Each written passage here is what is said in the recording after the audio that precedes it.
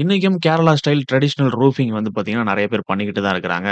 Metal ஷீட்ல roofing பண்றத விட, இதுல வந்து பார்த்தீங்கன்னா, உங்களுக்கு ஹீட் கம்மியா இருக்கும். அதோட மழை பெய்யும்போது வரக்கூடிய நாய்ஸும் கம்மியா இருக்கும்.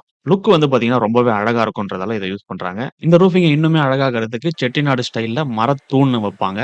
அந்த தூணுடைய காஸ்ட் ஒண்ணே ரூ. 50,000 கிட்ட வருது அப்படின்னு சொல்றாங்க. அதுல பட்ஜெட் கம்மி பண்றதுக்காக, இவங்க ஸ்டீல்லயே அழகான தூணெல்லாம் டிசைன் பண்ணி பண்றாங்க.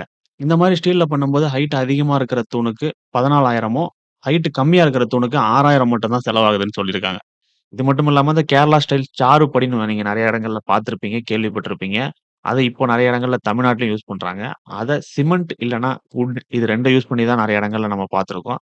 பட் இவங்க அத ஸ்டீல்லயே ரெடி பண்றாங்க.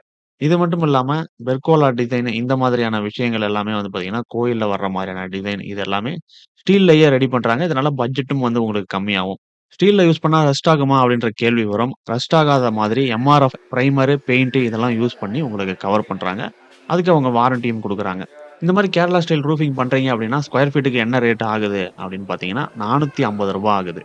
இவங்க தமிழ்நாடு ஃபுல்லாவே பண்றாங்க. அவங்களுடைய கம்பெனி பேரு திரௌபதி இண்டஸ்ட்ரீஸ். இத பத்தின ஃபுல் டீட்டெயில் வீடியோ நம்ம மனோஜ்ட யூடியூப் சேனல்ல இருக்கு.